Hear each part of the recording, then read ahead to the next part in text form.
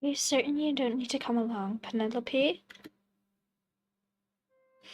The journey to town is a long one. Just follow the path and you'll be there by noon. Do not stray for any reason. You have the list I gave you? Yes, of what you need to do before returning home.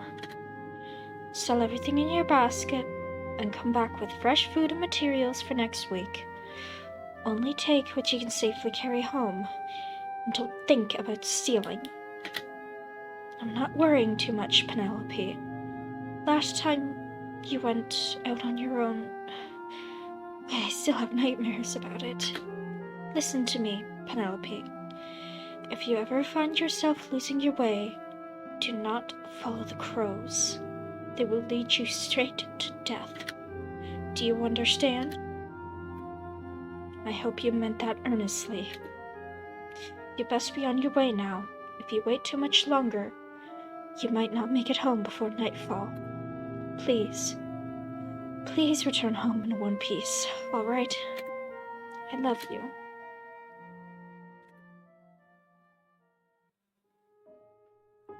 It's the first step Penelope has taken outside without her mother by her side for years. The girl has gone out to town countless times, so the past is particularly ingrained in her head. With the morning sun lighting up the way, she has no worries about getting lost in the sea of trees. Basket in hand, filled with a brim of goodies, she makes the long trip to town with a slight skip in her step. Leaving deep in the woods is uneventful. With the girl's only family being her mother and having no real friends to speak of, Penelope's day-to-day life is more of the same. Once a week, they go to town, just on the outskirts of the forest, to sell and deliver handmade clothes and baked goods. These weekly trips are enough to help them get by and live comfortably by their own terms. I'm on my own now. Although her feet eventually ache from all the walking, Penelope smiles ear to ear the entire time. Everything turns out perfectly. In what must have been no time at all, Penelope's basket is empty, and just as quickly as it fills up with new trinkets and supplies to bring home to Mother, before she leaves, the town's orphanage kindly offers her a free meal, giving her the energy she needs for the long road ahead. They offer her a bed to sleep in for the night, but she declines. With the sun still awake, a bit obscured by the clouds, Penelope figures she can easily return home before dark. She bids the townsfolk goodbye and promises to come again next week. It's already getting dark. Penelope mumbles to herself as she follows the path home. Rain descends from the growing clouds, causing her to shiver. Just follow the path. Don't stray for any reason. Not much farther. I'm almost home. She marches on with firm steps that slosh against the wet grass and mud. Determined, she doesn't cast her eyes away from the shrouded path. Oh, it's a crow. In the middle of her path stands the silhouette of a bird. The details are near impossible to make out in this lighting, but its eyes shine like the moon itself. Penelope stops in her tracks, staring down at a creature. For a moment she wonders if it could even be a bird at all, with such glossy eyes. I'm trying to get home. Can you move? The bird doesn't respond. Of course it doesn't, because it can't, but it doesn't even budge at Penelope's words. Tired, she sighs and steps forward instead. When she is close enough, the bird flies away in the direction of her house. Something flutters from the sky, catching Penelope's attention. She kneels down on the ground to take a closer look. Stuck to the ground is a black feather. A crow, huh? She leaves the feather in its place and stands up. She figures she's wasted enough time. She hesitates before walking forward again. an unsettling feeling bubbling in her chest. A wave of relief watches over Penelope when she sees her house in the distance. She ignores the aches from her feet and runs up to her home, motivated by the desire to wrap herself in a warm, cozy blanket. I'm home! I just want to lie down and... Huh? When she reaches the front of the house, she realizes something is off. There's a faint odor from inside, something slightly sweet, akin to honey. That alone is nothing for Penelope to worry about, but... Why is the door open? A beam of light peeks out from the opening of the door. An overwhelming string of anxiety ties a knot in her throat, which she forces herself to swallow down. She takes a cautious step toward the door and gently pushes it open. Mother, I'm home. Is everything... Mother? Oh. Penelope drops her basket and continues sprawling out on the splattered floor. The scent of honey sweet becomes sickening. It overwhelms Penelope's senses, making her head spin and vision blur with tears. It doesn't make sense. She's seen her fair share of dead animals in the past. The sight and stench of bloodshed is nothing new to her, but there is no denying what lies before her is the corpse of her own mother. It doesn't make any sense at all. What happened? This is a nightmare, right? A bad dream. How could this... Oh. I have to get out of here. Where are you gonna go? It's the middle of the fucking night. Can't go back to town.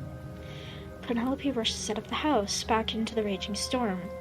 She sets to follow the path to town, running at full speed. However, within the pitch-black night and walls of trees, it's a struggle to tell left apart from right. The town. If I can make it to town, someone can help me. I just have to keep going.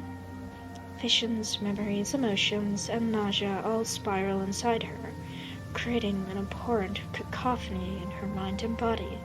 Still, she runs.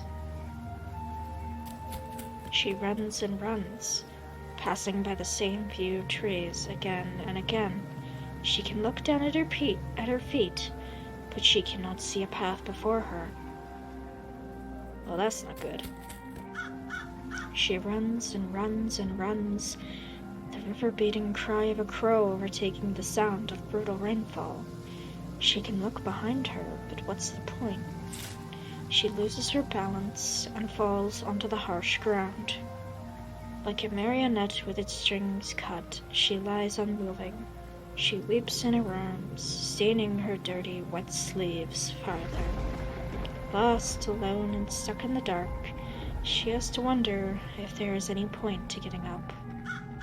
She hears the hungry cry of an animal. A thought crosses her garbled mind, sticking out among the never-ending clamor. If things are to end this way, it'll be torturous, agonizing, cruel, but at least it will end. Living deep in the woods was uneventful. With the girl's only family now gone, there isn't much reason for her to go on. She has no real friends to speak of. She has no particular hopes for the future. She has nothing. I'm on my own now. She inhales, breath and body trembling, before closing her eyes. Go back to the house and go upstairs and sleep. You can remove the body later. Just deal with that another day. The fangs of a wolf did not pierce her skin. The claws of a bear did not rip into her heart. Instead, a gentle tap meets her arm again and again. When she doesn't respond, the tapping speeds up, growing forceful. It's painful, but not enough to do anything more than leave a few scratches or bruises. It's more annoying than anything else. You find a fucking cat? Grumbling, Penelope finally lifts her head to see what it could be. Oh, it's that goddamn bird. A familiar set of glowing eyes greets her, staring her down intently. Exhausted, Penelope waves it away with a limp hand and pleads in a broken voice. Go away. Wait until I'm dead before you eat me. The crow moves out of the way of her hand, but doesn't leave. She soon plants her face in her arms again, only for the bird to peck at her again. She croaks at a sob. Why do you always have to haunt me? Leave me alone already. Another swat, but the crow is persistent, simply switching sides instead. Defeated, Penelope closes her eyes again, ready to block the animal out. She feels every peck, both heavy and light, but she dares not to grant it a reaction. She wishes for nothing more than to rest. You, Penny. Crow, follow that. The muffled voice of a man wakes her up. It's completely foreign to her. Even if she ran through names and faces of townsfolk, she doubts she could find a match. It fades in and out, every sentence left incomplete. She lifts her head again, looking around. To her confusion, there doesn't seem to be anyone around. The crow has stopped its attack, eyes still locked on her. All she can do is laugh, pitifully. I'm going crazy. She slowly sits up, unable to pay any mind to the filthy state of her skin and clothes. She wipes the tears from her eyes to no avail. The crow tilts its head, as if it wants to ask her something. Follow the crow. Is that right? I'd be disobeying Mother if I do, but... Her words trail off, gaze now fixated on the crow. Though her body aches and her breath wavers, she eventually stands up. In response, the crow spreads its wings and flies away. Its silhouette is difficult to pick out, but the glow of its eyes are enough for Penelope to follow. Wait, don't leave me behind. Her legs wobble beneath her, but she doesn't allow herself to topple over. Just as she did before, she runs, having no intent of looking back. Like a star in the night, the crow lights up her path. She pushes her way through trees and foliage, trampling through flowers and ignoring the cries of any other animals. Follow, yo, okay. The journey feels endless, but before she knows it, the crow swoops down and lands on the dead grass. Penelope slows until stopping entirely, completely out of breath. We're here. The fuck? Before Penelope's eyes stands a house she's never seen. She instinctively takes a step back as she feels her heart pounding in her head. Horrified, she holds her breath. What is this place? The walls of the home are covered top to bottom in a pulsating red mass. It glistens in the downpour, helping it stand out against the sea of desolate trees. Penelope swallows thickly, resisting the urge to puke from the pungent stench of rot. She looks to the crow as if it could give her any answers. It seems unfazed by the overwhelming display. This house has always existed? I've heard stories of edible houses before, but I didn't think it'd be... Hey, don't leave me. I don't want to get any closer. The crashing thunder makes Penelope crouch, covering her ears. The tears burn her eyes, and the terror in her heart is enough to kill her where she stands. Okay, fine, I'll go. Just make the storm stop.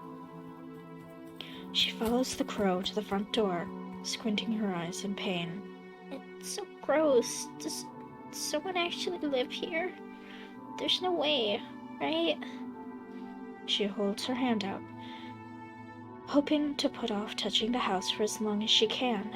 She may have seen her fair share of dead animals, but feeling their entrails is an entirely different story.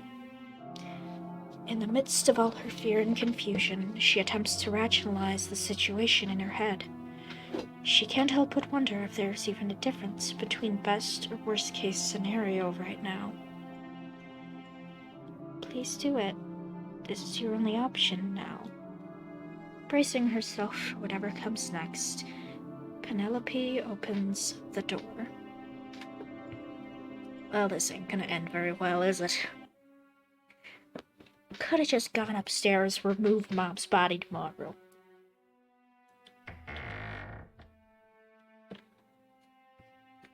The interior is identical to the outside. Crimson viscera decorates the walls, and there's next to no discernible furniture to speak of. It's dark and damp, but surprisingly warm compared to the storm outside. She takes a step inside, the crow following behind her. The whirling wind shuts the door forcefully. "Hello? Is anybody here?" Her voice shakes with every word. She doesn't budge from her spot as she waits a reply. I got lost. I need a place to stay.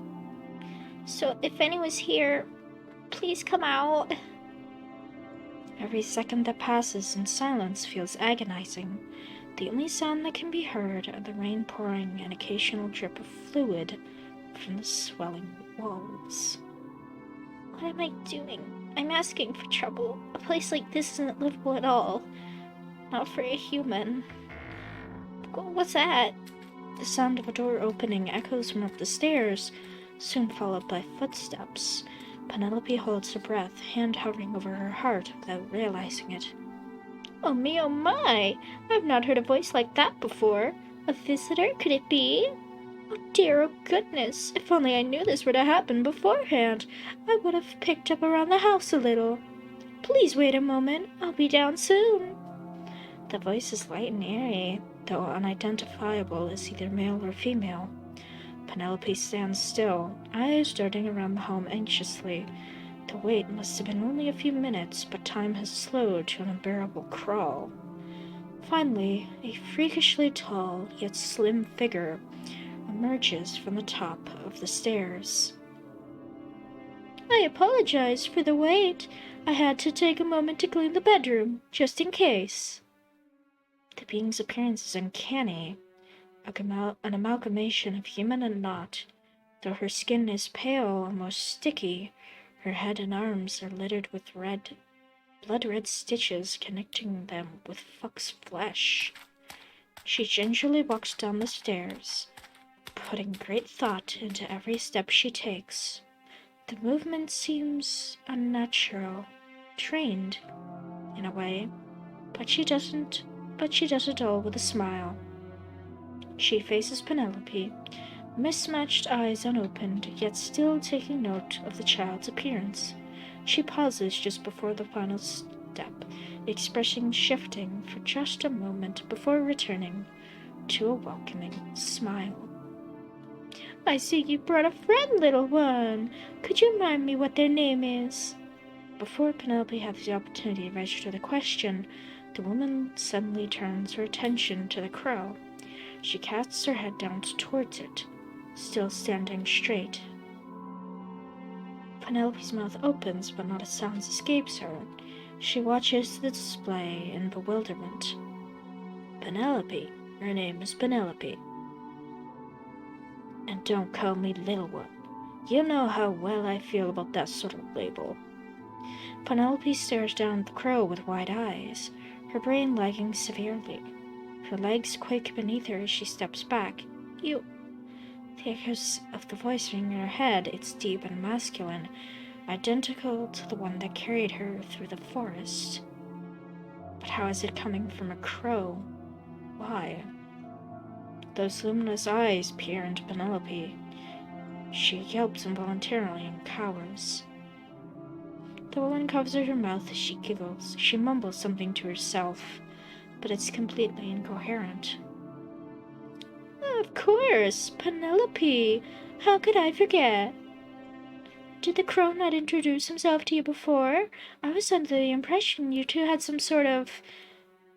Her words trail off. She shakes her head and moves on. She claps her hands together, a large grin dawning her face. Well, I suppose it only makes sense that we all become acquainted with each other. Yes, allow me to introduce myself. My name is Amita. I've lived in this house for a while now. You may make yourself comfortable here. As for this old soul, you may simply call him Crow. Nice to finally meet you for real, Penelope. For real? A myriad of thoughts and questions overflow in Penelope's head, but those words stick out among the rest. Unfortunately, she doesn't have time to linger on anything for long, as the being named Amita speaks up again. It has been quite some time since a human has visited this place. I imagine it will not be ideal for you, but it'll keep you out of the rain. Right. Penelope wraps her arms around herself, flicking her thumbs against the fabric of her sleeves. Her eyes dart all over the place, yet fail to focus on anything around her. Amita hums, the curl of her lips faltering slightly. You appear quite antsy, Penelope. I must admit, I feel a similar way. Would you care for a cup of tea to help calm your nerves? Tea? Penelope perks up ever so slightly at the mention of a drink. Warning bell goes off in her head. Witches are said to offer their targets food and drink to lure them into a false sense of security before consuming them whole. But this girl is far too dehydrated and ridden with despair to truly care. Tea sounds nice, thank you, miss. She stumbles over her own words, her voice quiet and shaken, but Amita pays no mind. Then it'll be ready in a moment. I have a couch you may sit on, so please make yourself comfortable until I return. I'm sure Crow will keep you company. Amita bids a quick goodbye before heading towards what assumes to be the kitchen. Penelope stands still, stunned in place, before the Crow speaks up. Well, what do you say? Your face must be sore from all that ground you've covered today. Not that you'll get comfortable in a place like this, but you can at least rest for a minute. You talk. Sure do. But that's impossible. This is all impossible. Mother dying, animals talking, houses made of blood, witches, none of it's actually real. You can deny it as much as you want, but it's too late to run away now. Come on, kid. You get dizzy if you keep standing. I don't want to. Penelope cuts herself off as she feels tears brew in her eyes again. She blinks them away and wipes her face for good measure. Fine. She sniffles, taking heavy footsteps to the living room. She analyzes the amount of viscera sitting in the room. It hardly resembles any piece of furniture she's familiar with, but it's the closest thing to a couch in this room. She looks down at it, her bottom lip quivering and stomach churning in revulsion. Her body sinks into the cushion. A squelching sound rings in her ears. She brings her legs up to her chest and hugs her knees tightly. So gross. I shouldn't be here. The Crow hops up onto the couch beside Penelope, looks down at him through her very eyes. Mother was right. Crows lead you straight to death. I'm such a fool. I'd rather be eaten by a wolf than this, but the storm. I can't stand the storm. I'll suffer no matter what I do, huh? Be sure I get some tea. Guess I can look forward to that. Do you think Amita is going to hurt you? Penelope laughs pitifully. What a silly question, she thinks. But perhaps it makes sense for a beacon of bad luck to side with a witch. She's gonna eat me, right? I've heard the stories. There's a witch in the forest who lives in an edible house. She'll feed you and take care of you, only to swallow you whole. Mother told me it again and again. Even the people in town would ask me about it. I didn't think it could actually be true. You know, an assumption like that is... Are you still here, Penelope? Oh, thank goodness. I've just finished some tea. Here's your cup. Be careful, it's rather hot. Penelope mumbles a quiet thank you as Anita hands her a small teacup. A faint aroma hits Penelope's whole nose, but it's hard to distinguish from the intense scent of the house. The cup itself is pure white, chipped in a few places and stained from overflowing liquid, but still pleasing to the eyes. As Penelope admires the sight, Amita sits down as well, sipping on her own drink. So, Penelope, where might you come from? This part of the forest is especially separate from society. It would take hours for someone to discover this place. Huh? Penelope brings her attention to Amita, blinking rapidly. She frowns, lamenting on what to say.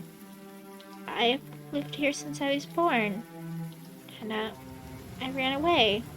Got lost, that's all. Penelope's eyes shift away from Amita, focusing on the crow instead. He glowers, questioning her without words. She shivers slightly and stutters. Really, that's all. I don't have anybody waiting for me at home. So I'm gonna go to town when this is over. They can help me. I think so, at least. I see. Amita comments in a dejected tone as her lips curl downward. Well, it's quite fortunate you were able to find a community who may support you. But I am here as well to help until then, you see. This home might be a mess, but it's really not bad once you get used to it. I myself have grown quite fond of it. The witch smiles again. The shift is so quick, as if she never frowned in the first place. A sting of anxiety weaves into a ball in Penelope's throat. Thank you. Miss, can I ask you something as well? Of course, please go ahead. I'll happily lend a listening ear. Penelope swallows thickly, hoping to rid herself of fears. Her voice quivers and cracks with every word, like she's on the verge of tears again. If you're gonna eat me, can you go ahead and do it already? Excuse me? For the first time since coming here, Amnita's voice rises, not loud enough to make Penelope jump, but still enough to make her shrink. Eat you? Oh dear child, do you truly believe that? I suppose my face is not a pretty sight, but something such gruesome as that, why I could never dream of it. I have no need to eat in the first place. The woman lets out a flat laughter, her stilted smile never faltering, overjoyed, she might seem, if not for the quake in her voice. It is mere paranoia. Yes, a simple paranoia. You must be startled. This situation would be troubling for anyone, so I cannot blame you if you find yourself cowering in fear. And this is why I shall help you at any given moment. Perhaps we can start by having you drink tea. Surely it must be cool by now. Her words come out hastily, never allowing herself a chance to breathe until she stops speaking entirely. Silence deafens the room. The only sound is the heavy, warm breath of the witch and the chattering of Penelope's teeth.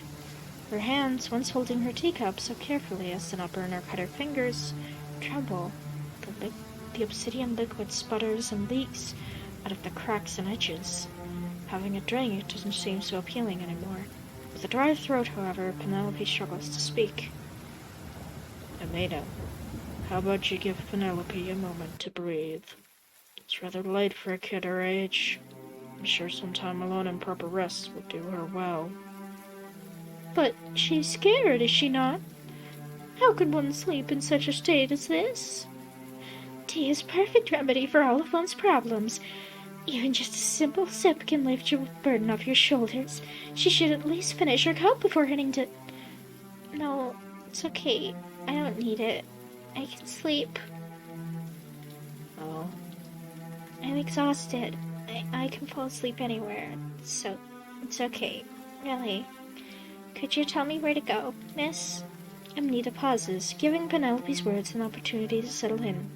She exhales and sets her cup down before standing up. The bedroom is just up the stairs. Would you like me to lead the way? Okay. Penelope nearly stumbles, getting off the couch. More tea spills out of the cup, only to instantly be absorbed into the mushy floor. She notices, but doesn't bring attention to it. I'll come as well. The crow zips up the stairs, leaving the two behind. Well, let us not leave them behind for much longer. With her head hung low, Penelope follows Amita. Are you going to have enough to drink, Penelope? I noticed some tea spill out of your cup. I can make you a new one if you would like. No? What a shame. Amnita opens the door and steps inside, turning around to face Penelope and welcome her in. The crow, already perched on the window sill, watches them from afar. Penelope stands in the doorway, taking the room as much as she can. It's identical to the rest of the home, lacking any notable furniture other than nondescript lard's of viscera. Well, it should be expected. Penelope still finds herself queasy. Here it is! I know it's not much, but please make yourself comfortable. You can place your cup here, hang your hat there, and sleep cozily here. Amnita directs Penelope towards the corner of the room. The more she analyzes it, the less she can make out sense of what's in front of her. She can't resist scrunching up her nose at the thought of sleeping here. That's the bed? Indeed. Is it going to be a problem? Penelope hesitates. How could she say this is fine? Just sitting on the couch was mortifying enough. There's no way she can handle this. It's okay. Thank you. She looks to the crow, but as always, he says nothing. How annoying, she thinks. But doesn't ace her a peep. Not right now. Amnita's head is turned down to face the child. Seemingly denied by Penelope's approval, her voice, as sickeningly sweet as it might be, still feels deceptive. I'm happy to hear it. Please do make yourself at home. If you need anything from me, don't hesitate to call my name. For now, if you don't have any more questions for me, I suppose I'll be on my way to let you rest. Penelope falls silent. Of course she has questions. There isn't a single thing tonight that she has answers for. However, she hasn't the slightest feeling she can trust Amnita. The patient smile. The more Penelope looks at it, the deeper her skin starts to crawl. She turns her head away, but nothing around is pleasing to look at either. With nothing else to do, she heads towards the window. I don't need anything, she states bluntly. Setting her teacup down carefully on what must be some sort of nightstand, it sits slanted on a lumpy surface, but she cannot be bothered if any more tea spills out. There isn't a point in caring, there isn't a point in asking questions. Maybe they will be answered, but who's to say she'll be satisfied with it? How is anyone expected to accept this as reality? Amnita, hospitable as always, does not allow her expression to falter. She instead bows her head, hands stuck together, as if they can never be torn apart. I see. In that case, sleep well, Penelope. May the sun shine down on you tomorrow. If you find yourself unable to close your eyes, remember the tea I made you. It can knock you out in no time. With those parting words, Amnita steps out of the room. She bids the crow good night as well before closing the door. Now that the witch is gone, Penelope's shoulders drop without her realizing it. She buries her hand in her head, muffling her hoarse whimper. At this point, she's run out of tears to cry. She wants to sleep. She wants to wake up in her own home, her own bed, and get to eat breakfast with her mother again. She wants to cook with her, sew with her. Anything and everything, even if she hates it. She slims onto the bed, legs hanging off the edge, pulsating flesh and rotten intestines stick into her skin and clothes. The sensation is unbearable. She's never felt so filthy. She wishes her mother could still reprimand her for being so foolish. She wishes not to be alone anymore. She wishes this story will end already. She wishes and wishes and wishes and wishes. But the thoughts soon stop. A familiar, faint tap jabs her leg. Tough enough to hurt, but light enough not to leave a scar. Before she realizes what's happening, she slowly tilts her head to look at the source. The crow's glossy eyes shine brightly like wishing stars. He pecks her again, never once opening his beak. It seems he had flown over to her side at some point. Penelope frowns. That's right, she isn't alone. The bringer of death itself is here to quell her worries. How wonderful, how annoying. What are you doing? Picking you awake, that's all. Weren't you the one who said I needed to rest? You don't make any sense. The crow stops, clicking his tongue against the roof of his beak instead. I sure did, but I cannot allow you to wallow and weep all on your own. I I know my limits darn well enough. I can't brew a cup of tea or anything fancy like that. But I've got eyes, ears, and wings. Penelope shifts to properly face the crow, scooting across onto the bed and keeping her knees close to her chest. Why does that matter? Where are you going with this? I mean, I'll keep you alive. If you're worried about a big bad wolf or evil witch eating you in your sleep, then I'll watch over you and make sure that doesn't happen. And when the storm's said and done, I'll help you on the track to town. I know this forest better than the back of my hand, after all. Penelope narrows her eyes. Whether to be glare and exhaustion kicking in is unknown to her. The vow might sound nice on paper, but she finds herself unable to trust the crow and his motives. And even then, it doesn't matter if I get eaten or not. I don't need guidance anymore. Why try to help me anyway? Why? I guess it's a fair question.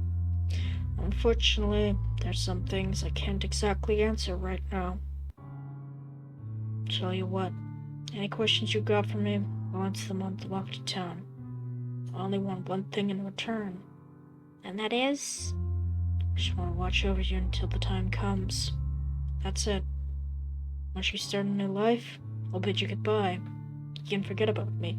This house, Abnita, whatever. Nobody will hold you against you. So, do you have a deal, Penny? Penelope doesn't speak, unable to find the words as she blankly stares down at the crow, her eyes dropping occasionally. It's a struggle to think coherently.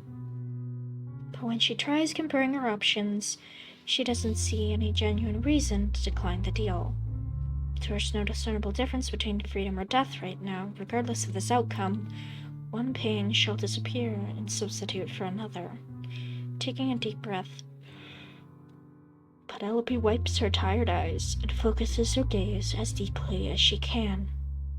Okay, it's a deal. Thank you. I'll keep my word. So just prioritize getting some rest, you hear? Okay. The girl's voice trails off as she feels her body growing weaker and weaker. She does what she can to make herself comfortable, but the efforts turn futile. Her exhaustion can care less about comfort. Before she can bid the crow good night, she drifts off. Once she's fallen unconscious, the crow returns to the windowsill. With unblinking eyes, he peers over her for as long as he granted. Some things just never change, do they? Penny, what am I gonna do with you?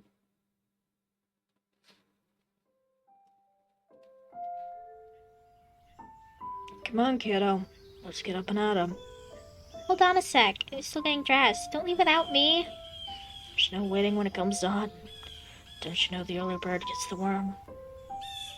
It's not hunting, it's bug catching. We aren't killing anything. I hear ya. Get your butt out here already.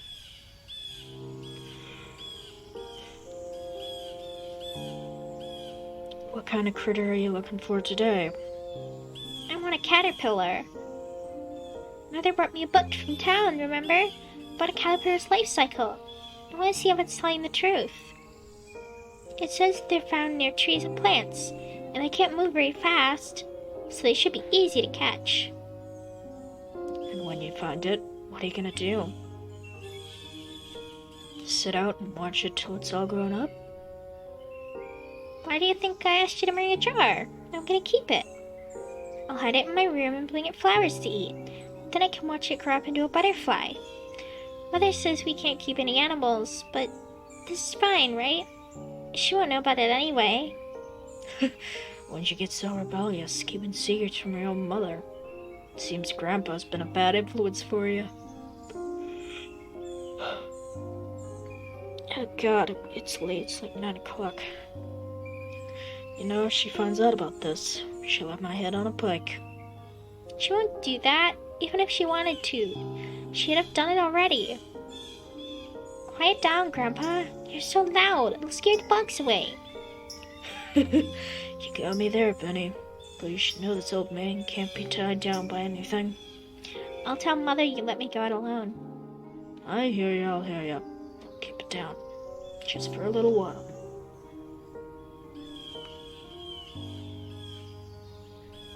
I couldn't catch anything. Cheer up, kiddo. We can try again tomorrow, can't we? On second thought, maybe not. Gotta have the house ready for when your mother returns.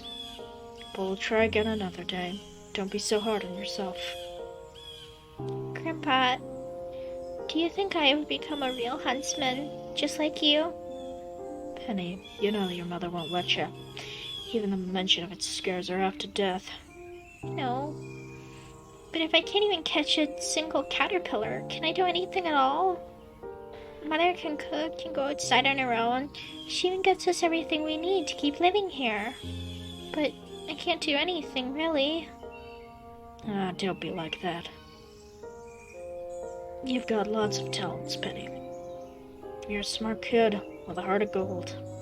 I swear every day you teach me something. I would never have learned otherwise. Not many girls your age have the skills you do. You can read, write, draw, sew. I could go on. You know how many adults there are that can't do any of that? I would know. Not one of them. You can read and write. Hardly. Lose the skills with age, kiddo. But you keep me feeling spry.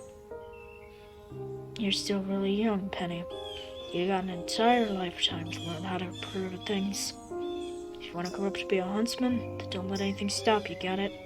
But don't feel like you have to become one just because it's what Grandpa does. Okay, I understand. There we go. That's my girl. Now head inside. I'll follow you in a sec, and we can have dinner. So Grandpa died and he's a fucking crow now. Nice. So is that Grandma that's the witch lady, or is that Ma that's the witch lady?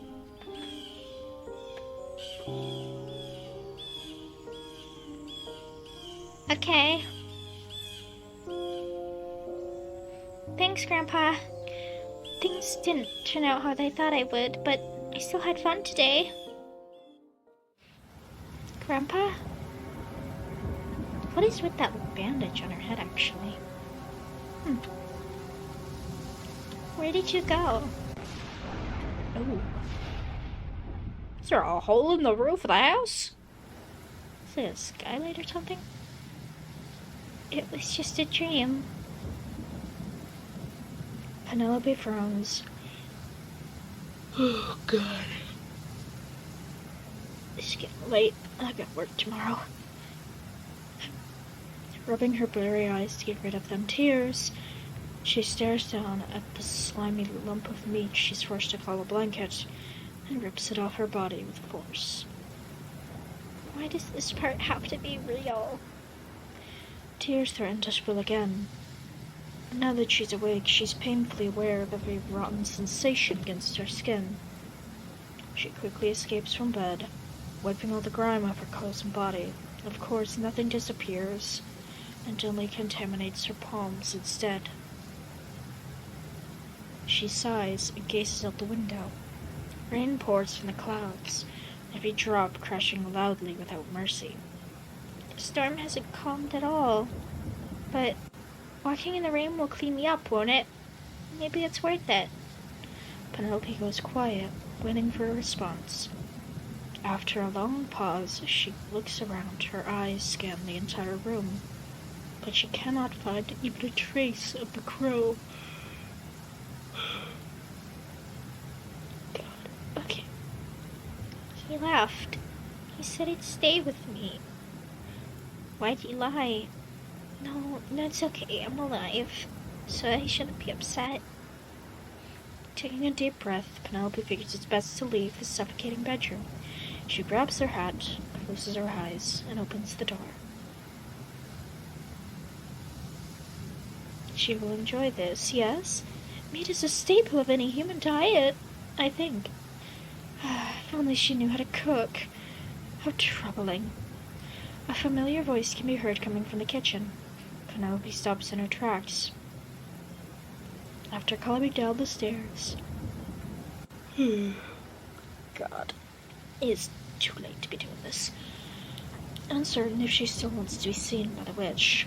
Curiosity soon gets the better of her, though, and she peeks into the kitchen to see what's happening. Annette snaps her way, and a closed set of mismatched eyes greets her. Oh, Penelope, you're just in time. I'm almost done with breakfast. The mere mention of food causes Penelope's stomach to growl. She hasn't eaten since yesterday, and the physical sensation of hunger is starting to creep on her. She steps out from behind her hiding place, still keeping her distance. With the overwhelming scent of rot, she has no idea what idea could be making. Breakfast? Yes. The specifics slip my mind, but humans eat every day, do they not? I figured this would at least help you feel comfortable. I have no need for food myself, so I had to find something you could eat. I hope it's to your liking. After the last bit of preparations, Evnita hums to herself. She turns around, smiling brightly, as she holds out the dilapidated dish to Penelope. Oh, good God, what the... Oh... You put Grandpa on the breakfast plate now. He already died once. Why'd you have to do it again? It's fresh crow. Would you care to try? Huh? Penelope blinks. Her vision starts to blur, so she blinks again. She blinks again and again till it becomes dizzying. But the scene before her never changes. That's... She swallows thickly. Her eyes happen to fall on the crow's own. They're glazed over, popped out of its socket. The exposed optic nerve is the only thing still keeping it connected to its broken body. She opens her mouth to speak, but all that escapes is a faint croak. There's no need to be shy. We're friends now, are we not? It's only natural we make gifts for friends. Go on, take a bite. Okay, well I can save. How about no? Please, Penelope, I've worked so hard to prepare it just right. This is all for you. No? I made it with love. You'll break my heart if you refuse. Is that what you desire? Do you wish for all my efforts to go to waste? I ain't eating Grandpa. Penelope, I am asking you nicely. So nicely. Eat it. Okay. You will? Truly? How splendid. I'm so glad to see you taking care of yourself. Now, let us not waste any more time. Enjoy. The girl grabs the crow by the head, nails dangling into the skull like talons. She twists the neck, only ripping it off once a satisfying snap reaches her eardrums. Her hands are drenched in red, a color she's become all too familiar with. It once suffocated her, but now something feels different. It is warm, gentle, beautiful, like a white amaryllis that is bloomed crimson. Honey pours from the decapitated head, every drop crushing down without mercy. Who knew such a tiny body could hold so much love inside? Makes her stomach howl. Eat it, eat it, eat it. Who is she to deny what she needs? What is there to gain from throwing away this labor of immortal love? Teeth pierce the animal's dainty skull. It caves and cracks, a splitting crunch bouncing off the pulsating walls. Loose feathers and fragments of broken skin and bone dance in the mouth. It chews slowly, savoring every taste and texture there is, and finally swallows it down. The brain is spongy and larger than expected for a mere bird, but still so fragile. Chunks of soft tissue are lodged between teeth, soaking them in colorless fluid. It is simply divine, a taste of heaven glazing the maw of a starving animal. The helpless predator has finally managed to snag its delectable prey. And though the hunger is quelled, the stomach only festers. The heart, grab the heart, claim the heart. Bear those fangs, dig in. It is a labor of love, meant to be devoured whole. All for her, all for him. Eat it, eat it, eat it. All right.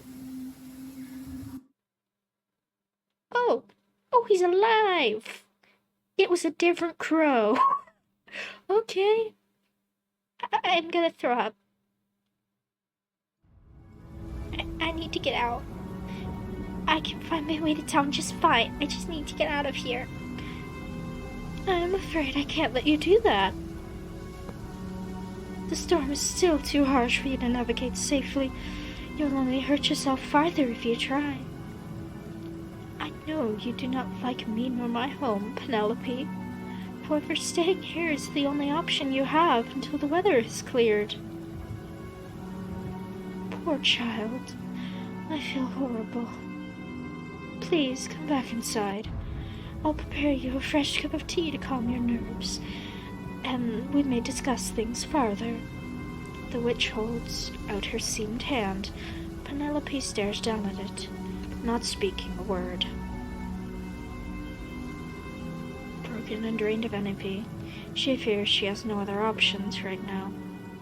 She gives in, stepping back inside the house without touching Amita's hand. A dim flame burns in what looks to be a fireplace. The soft crackle, paired with sounds of raindrops, would be relaxing, but the stench of death emanating from the walls only worsens the sense of unease. Here's your tea, Penelope. It's still hot, so be careful. Penelope takes the cup. Although it's slightly chipped in some places, it's the only thing she has seen or felt in this house that isn't consumed by decay. She gazes her thumbs along the outside, finding comfort in the familiar texture. She breathes deeply, her eyes locked on the subtle reflection in the liquid. Penelope?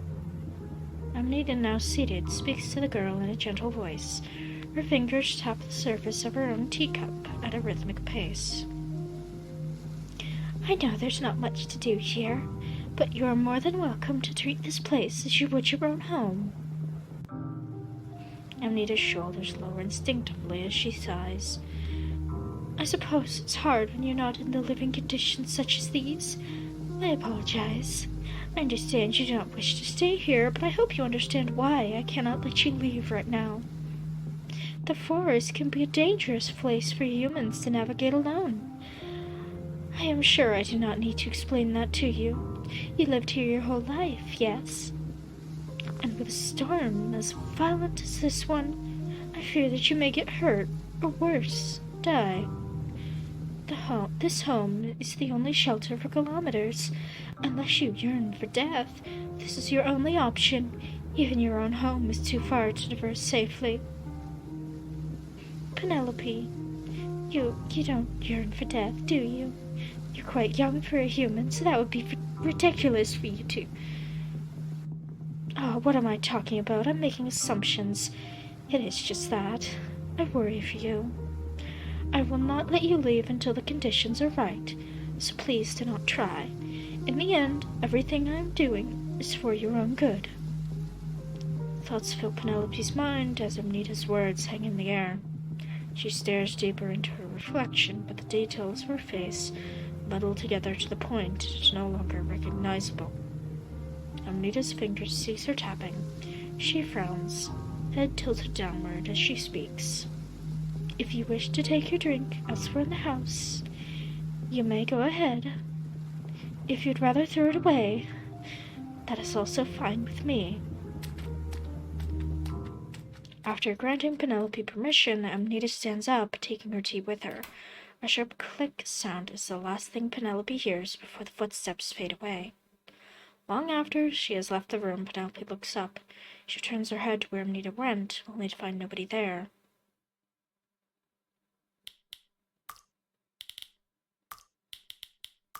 Might as well look around. If you leave now, you'll get hurt. That's funny. Mother would always say the same thing. But if I ever left home in the first place, would I be here now? I guess if I'm stuck here, I should find something to keep busy. I don't think I can go back to sleep like this. Penelope sets the full teacup down on the floor before rising from the couch. She figures now would be a time to better familiarize herself with her surroundings. However, it's a struggle to make heads or tails of this place. Everything blends together in a monstrous cacophony of flesh. Identifying anything is nearly impossible. What is that? Tucked against the walls appears to be a sizable shelf. It is lined top to bottom in books. They are old, tattered, and torn, but surprisingly not contaminated. Curious, Penelope slips one out of the shelves. The cover hangs by a thread, donning the text that has faded to the point it's impossible to read. Must have been read a lot, she comments absentmindedly as she opens the first page. It looks to be the book's title again. The Little Lost Lamb. The writing is done by hand. Every letter seems to have been written intrinsically with care. Even with its age and smudges, it's mostly legible. With nothing else to do, Penelope turns the page and starts reading. Once upon a time, there lived a family of sheep. Donning wool so white and beautiful, they were sought after by hungry wolves. In their pasture, a great fence protected them from harm's way. Happily, they lived together as one. One day, Mother Sheep gave birth to a strange lamb. It was different from its brothers and sisters. Its body and wool were dark as night. "This isn't right," cried Mother Sheep. "Why is this baby so different?" She looked towards the little lamb with anger and confusion in her eyes.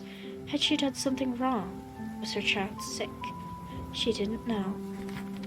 The little lamb was treated poorly by its family. Father Sheep bossed it around ruthlessly, while Mother Sheep could not look her own creation in the eyes. Its siblings left the little lamb out of every game they played, making up new rules to exclude it. They wouldn't let it eat meals with them, or even let it near them. "Sorry, this game is for pretty lambs only," said Sister. "If you want to play with us, you have to be like us," commented Brother. Little lamb always played alone, always ate alone, always slept alone. It watched its family from afar, never fully understanding why things had to be this way. One night, little lamb, now a fully grown sheep, decided to run away. The black sheep jumped over the fence and ran into the forest. It had no clue where it was going, but it never stopped moving. Lost and alone, the black sheep no longer had a place to rest or call home. The journey to nowhere was exhausting, so it decided to lie down on a bed of flowers. As the black sheep closed its eyes, a voice called out to it. It looked up and saw a human girl, dressed in red. "Sheep are not supposed to be this deep in the forest. Don't you know there are wolves out here? They could gobble you up." The girl kneeled down and gently patted the black sheep's head. The touch startled the black sheep as it nipped her hand in retaliation. "Ouch!" she cried. "What was that for? That was very mean." The black sheep could not reply and turned its head away. "You lost? You must be scared. I'm sorry for touching you suddenly. Let me make it up to you." The girl reached into her basket, pulling out a fresh apple. She held it out to the black sheep and waited for it to take a bite. The black sheep had not eaten in some time, and it grumbled like a howling wolf. With great hesitance, the black sheep took a bite. It was delightfully delicious. The girl smiled as the black sheep gobbled up the apple. She was mesmerized by the creature. "I've never seen a sheep with black wool before. You're beautiful," the girl said, standing up. "I'm trying to find a way out of this forest. Would you like to join me? Everyone at home would love you."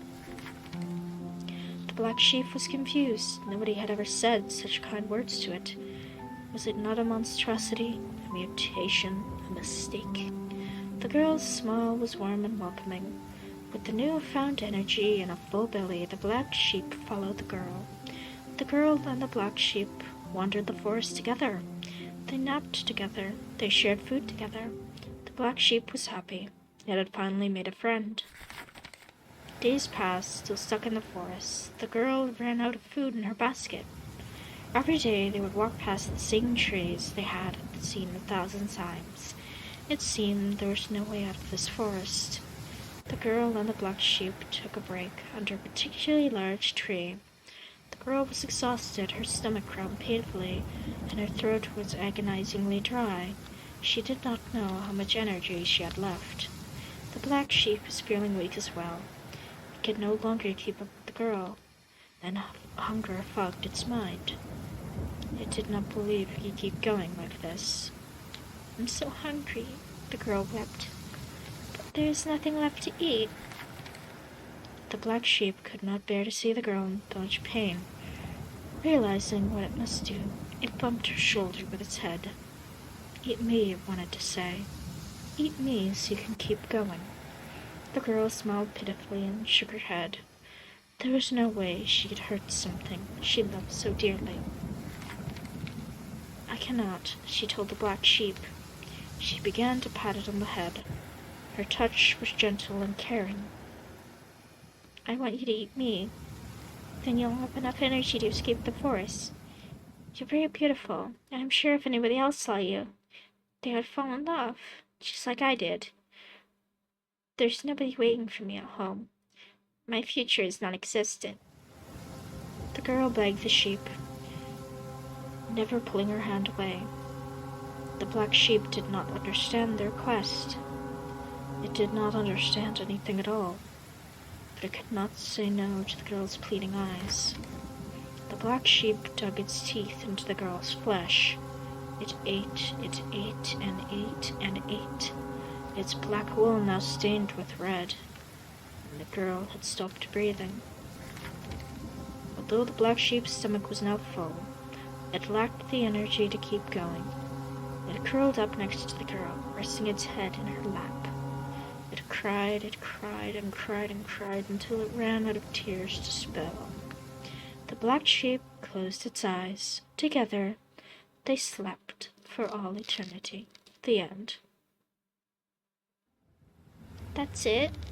That's how it ends? Where's the fun story where everyone suffers? We're in a fun story where everyone suffers the whole time. I don't like it. Well, there are other books I can read instead. One of them is bound to have a better ending. Penelope fixated on the drawing of the characters curled up together. A sinking sensation fills her stomach, yet she cannot look away. She closes the book and puts it back on the shelf.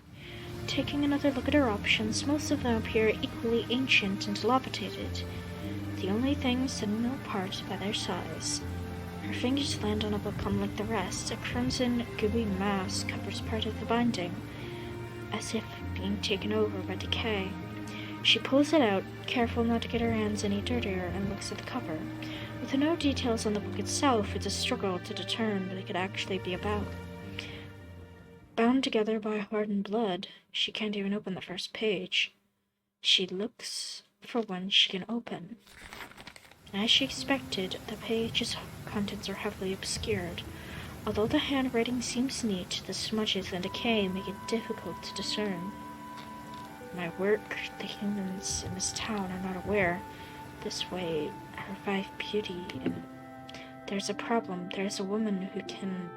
She appeared from, and she, to me, like she did everyone else. How, when I her, she did not, she continued, I did not. She sat in front of my, she was waiting for an opportunity to, as expected, could not be reasoned with. She again today, she made and handed me this drawing. She claimed to the flowers my home. Had never seen something so. Is this one even meant to be a story? I can't read a lot of these words. It's so hard to tell. Maybe I could ask Amelia about it. She wouldn't mind, would she? Oh no, that's her personal diary. That ain't no book. Something tells me this story doesn't have a happy ending either. At least the drawing is pretty. Penelope flips to another page. Roughly halfway through the book, it appears to be more of the same, however, as most of the words are completely illegible and contaminated. Well, this drawing is also nice. I wonder why it isn't so dirty. Raging storm. She came to town. She always did. Apparently, she came to me. She only wanted return to home. I don't know why it is, but I felt something in my chest. Leaving did not sit right with me. I her in. She asked to join her. She said enough room for... I did not sleep soundly in the company of another. It is wrong, but it happened again. I would not be opposed. If she were to learn, would she still be okay? I get the feeling I shouldn't be reading this. It's not very entertaining anyway. She says as her thumb continues to gaze the unruly pages. She skims through a few entries, but they all appear to be more of the same. She's about to give up when she lands on something odd. At a glance, it all appears empty. No charming drawings, no wall of clotted text, no pulp stuck to the edges, or bleeding into the sheet. She initially assumes it's an unused page, but residing in the center of the page there sits a single sentence composed of trembling letters. I was found out. She rereads the sentence, but she doesn't gain anything from it. When she rereads it again, nothing changes. She blinks, but it doesn't do anything.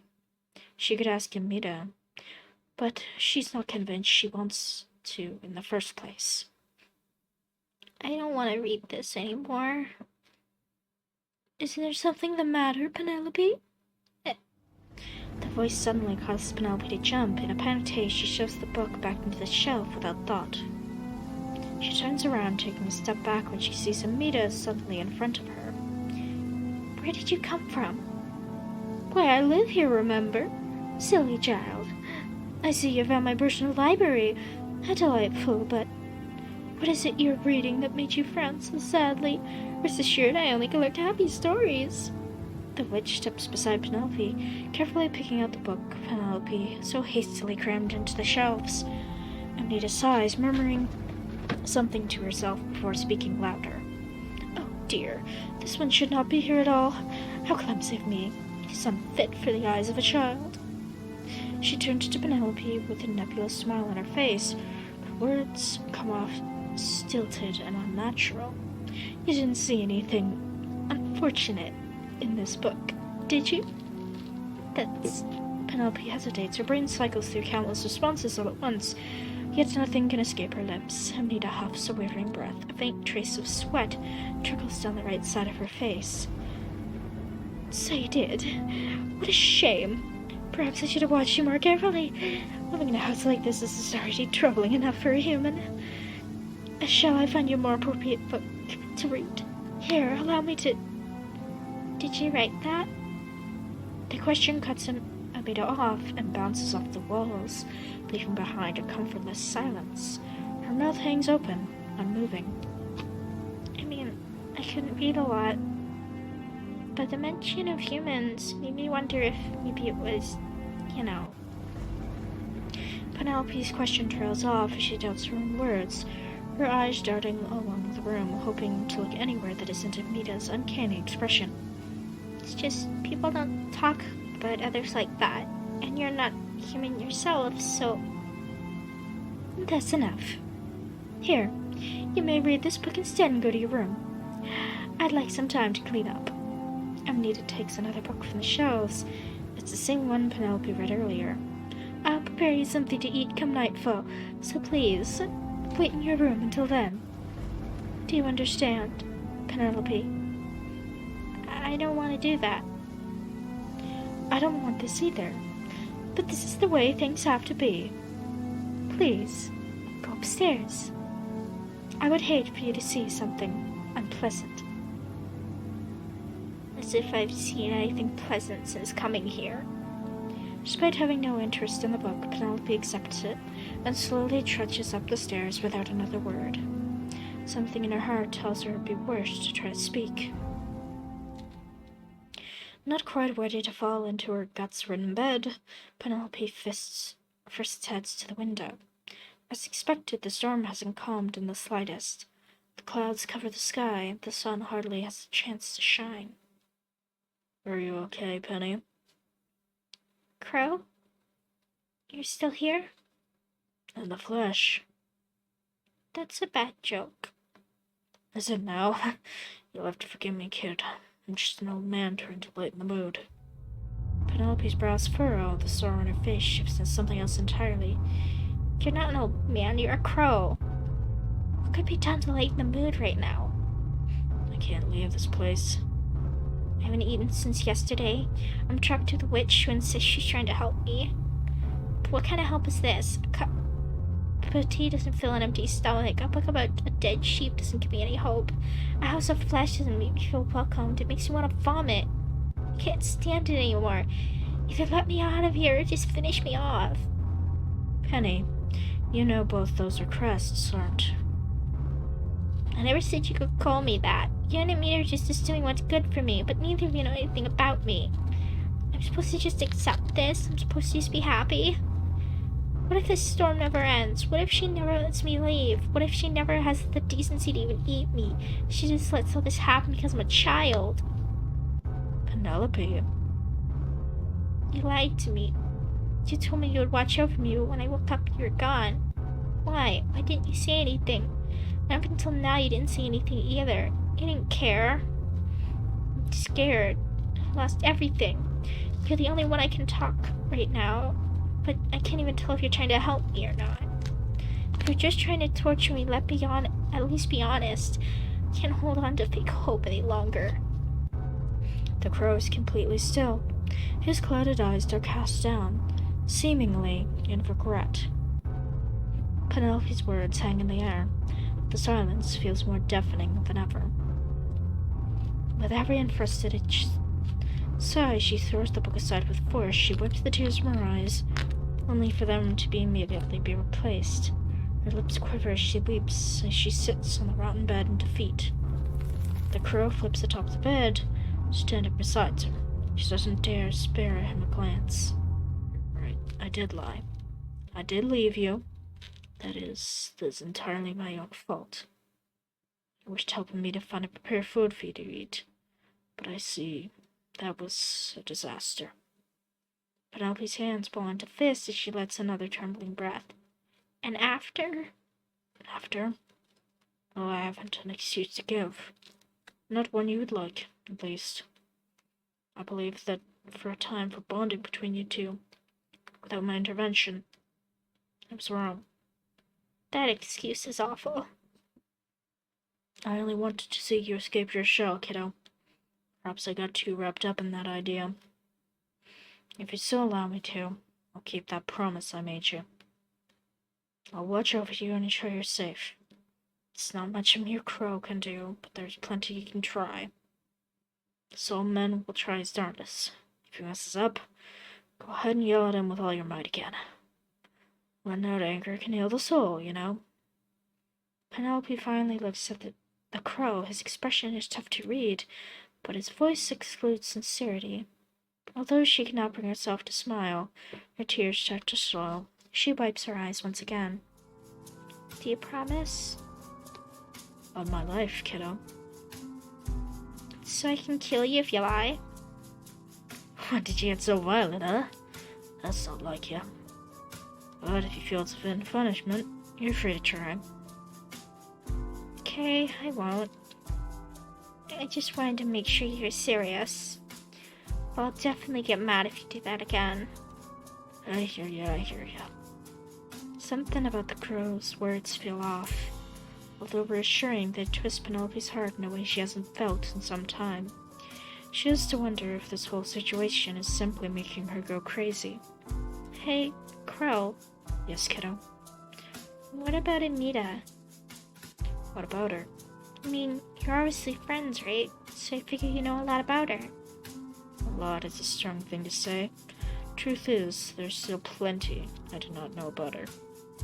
But I do know that she never meant any harm, and that she, too, is struggling severely, perhaps in a way neither of us could ever understand. Is that so? When you've lived for as long as she has, you're bound to have some scars show. When I found this place, she only treated me with kindness. She welcomed me without question, and although I couldn't speak yet, she didn't think any less of me. She was the only one who granted me that ability. You know, even though it took a toll on her own body to do so.